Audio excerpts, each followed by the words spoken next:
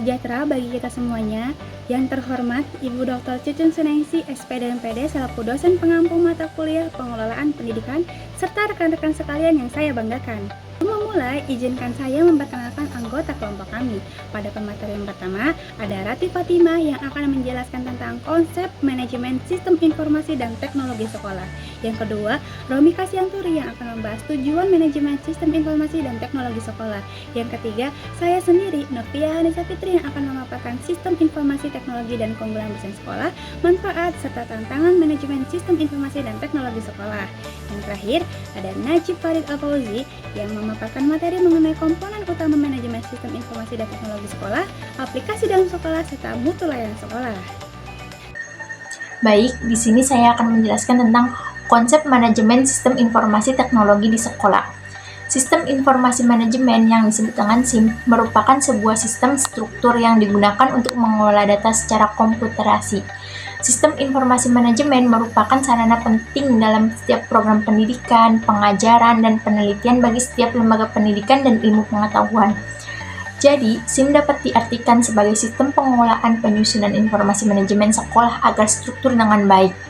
Dengan informasi-informasi tersebut dapat membantu untuk mengabarkan keadaan sekolah baik dari segi fisik maupun sumber daya manusia yang ikut berpartisipasi. Istilah sistem informasi manajemen mengacu pada kombinasi sistem informasi dan manajemen yang bekerja secara sinergis atau sama lain. Selanjutnya ada proses manajemen. Proses yang terdiri dari perencanaan atau planning membutuhkan suatu informasi yang sesuai dengan sumber data. Yang kedua, perorganisasian.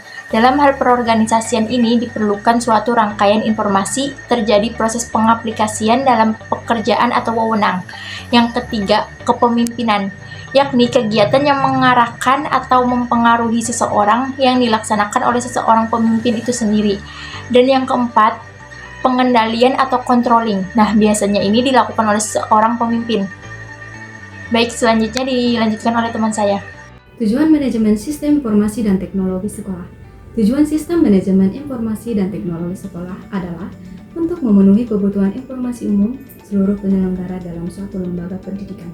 Manajemen sistem informasi memberikan informasi kepada pengguna dalam bentuk laporan langsung dan tidak langsung. Juga untuk memberikan informasi, solusi, dan perbaikan berkelanjutan. Manajemen sistem informasi di sekolah untuk mempermudah pengelolaan data secara terstruktur yang mendukung manajemen dalam perencanaan, pengorganisasian, pengendalian, dan pengambilan keputusan. Manajemen sistem informasi memungkinkan sekolah mengelola informasi terkait dengan fisik, sumber daya manusia, dan aspek lainnya secara lebih efektif. Sehingga membantu administrator sekolah menetapkan tujuan, merencanakan jangka panjang, mengalokasikan sumber daya, serta meningkatkan.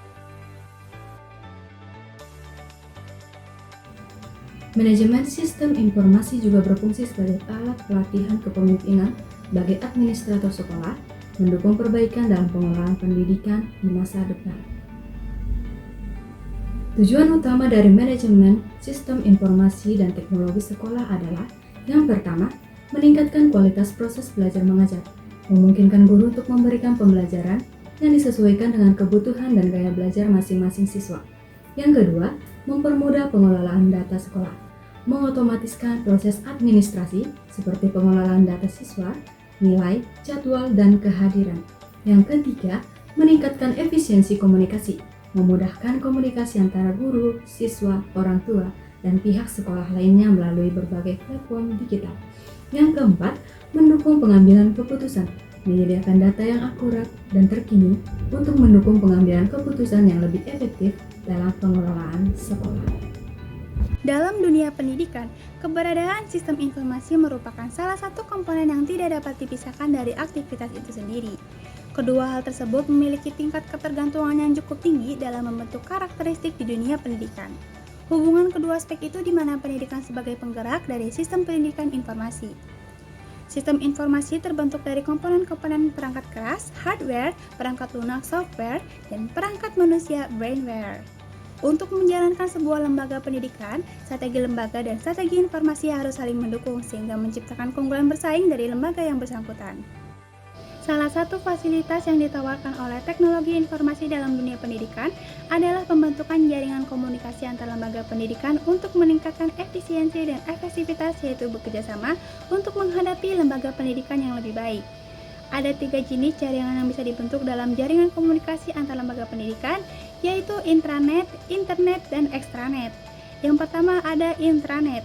Intranet merupakan jaringan internal lembaga pendidikan yang menghubungkan antar kantor pusat dan kantor cabang yang terpisah secara geografis, baik lokal maupun regional. Yang kedua, internet. Internet merupakan jaringan komputer publik yang berpotensi sebagai penghubung lembaga pendidikan dengan para calon pengguna program pendidikan atau calon peserta didik. Yang ketiga, extranet. Extranet merupakan jaringan yang dibangun sebagai alat komunikasi antar lembaga pendidikan dan lembaga pendukungnya seperti Departemen Pendidikan, Masyarakat, Pemerintahan, dan dunia usaha.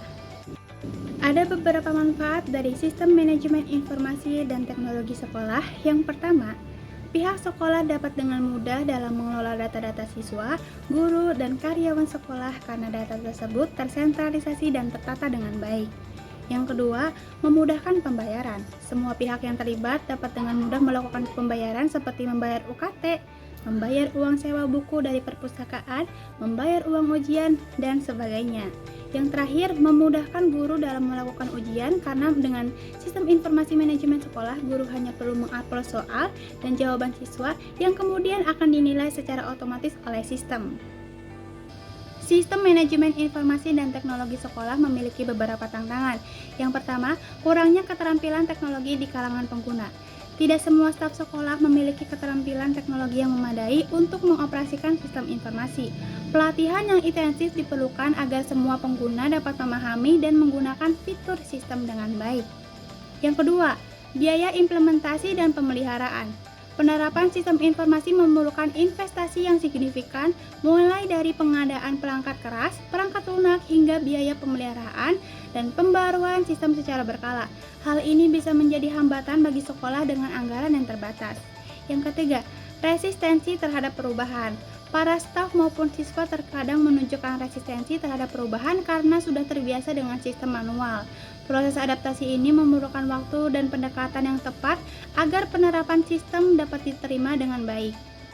Baik teman-teman, selanjutnya ada komponen utama dari manajemen sistem informasi dan teknologi sekolah yang terdiri dari beberapa komponen. Yang pertama ada perangkat keras atau hardware yang terdiri dari komputer, yaitu ada server, desktop, laptop, dan juga tablet. Yang kedua ada perangkat jaringan, yaitu ada router, switch, dan juga modem. Yang ketiga ada perangkat input, yaitu ada keyboard, mouse, scanner, dan juga kamera. Yang keempat ada perangkat output, yaitu ada monitor dan juga printer. Nah, komponen selanjutnya yaitu ada perangkat lunak atau software, yang dimana terdiri dari pertama ada sistem operasinya yaitu Windows, terus juga aplikasi produktivitasnya yaitu ada Microsoft Office dan juga Google aplikasi yang memang sering digunakan oleh siswa dan juga guru. Nah, selanjutnya ada aplikasi khusus pendidikan. Yang pertama tuh ada sistem informasi akademik, terus juga e-learning, dan yang terakhir ada library management system. Nah, aplikasi selanjutnya ada aplikasi manajemen dari setiap sekolahnya, yaitu terkait dengan sistem informasi dan manajemen sekolah atau SIMS. Nah, komponen selanjutnya itu ada data, yang dimana maksud data ini tuh manajemen sistem informasi dan teknologi juga pun mengatur dan mengelola data-data yang ada di sekolah, yaitu dimulai dari data siswa, data guru, data karyawannya, terus juga data nilai, data kehadiran, jadwal pelajaran, data keuangan pun, serta data sarana dan prasarana pun dikelola oleh manajemen sistem informasi dan teknologi sekolah. Nah, komponen selanjutnya yaitu ada jaringan, yang dimana pastinya dalam manajemen sebuah sistem informasi dan teknologi membutuhkan konektivitas internet yang memang harus memadai dan harus bisa mengakses secara lancar gitu, dan juga memang ada infrastruktur jaringannya dimulai dari kabel dan juga wireless. Nah, selanjutnya ada komponen pengguna atau komponen sumber daya manusia. Nah, maksud dari komponen ini tuh manajemen sistem informasi dan teknologi pun dikelola oleh penggunanya, yang dimana yang pertama ada administrator sistem yang menjadi pengatur ataupun yang menjadi pengelolanya, terus juga ada guru dan tenaga kependidikan, dan yang terakhir ada pengguna atau yang mengelola atau yang menggunakan aplikasi tersebut, yaitu ada siswa dan juga orang tua. Nah, selanjutnya ada apa sih contoh aplikasi sistem manajemen informasi dan teknologi sekolah. Yang pertama ada sistem informasi akademik atau SIA yang dimana aplikasi ini tuh mengelola data siswa, terus juga mengelola nilai dan juga mengelola jadwal dan nilai rapor siswa. Selanjutnya ada aplikasi e-learning atau aplikasi yang memfasilitasi pembelajaran online seperti mata pembelajaran, tugas, kuis, dan forum diskusi. Dan contohnya itu ada Ruang Guru dan Google Classroom. Yang ketiga ada aplikasi Library Management System, yaitu di mana aplikasi itu mengelola koleksi perpustakaan, pinjaman buku, dan pencarian informasi. Yang terakhir ada sistem informasi manajemen sekolah, yaitu sistem yang digunakan oleh sekolahnya. Oke, selanjutnya bagaimana sih cara meningkatkan mutu layanan sekolah melalui manajemen sistem informasi dan teknologi sekolah? Yang tentunya dalam penerapannya manajemen sistem informasi dan teknologi sekolah harus efisiensi. Yang pertama di mana harus memiliki kemudahan dan tentunya bisa mengurangi kesalahan-kesalahan sebelumnya, dan dalam manajemennya pun memiliki waktu yang singkat dan cepat. Dan selanjutnya ada efektivitas. Nah, dari efektivitas sendiri ini, manajemen sistem informasi harus menyediakan informasi yang akurat dan tentunya terkini dalam mengambil keputusan yang ada. Dan selanjutnya ada transparansi. Transparansi ini tuh di mana dalam manajemen sistem informasi harus meningkatkan keterbukaan informasi kepada seluruh halayak umum gitu terkait dengan sekolah. Dan selanjutnya ada kualitas pembelajaran. Nah, dalam manajemen sistem informasi dan teknologi sekolah, kualitas pembelajaran ini pun manajemen sangat dibutuhkan dalam memfasilitasi pembelajaran yang lebih interaktif dan lebih menggunakan media yang lebih modern. Selanjutnya ada keterlibatan orang tua. Nah, dalam manajemen sistem informasi teknologi sekolah ini tuh memudahkan orang tua untuk memantau perkembangan anak di sekolah tuh bagaimana. Jadi itu terkait dengan bagaimana sih cara meningkatkan mutu layanan sekolah melalui manajemen sistem informasi dan teknologi sekolah. Demikian presentasi dari kelompok kami. Kami mengucapkan terima kasih atas perhatian dan partisipasinya. Semoga apa yang kami sampaikan dapat bermanfaat. Mohon maaf apabila terdapat kekurangan selama presentasi berlangsung. Wassalamualaikum warahmatullahi wabarakatuh.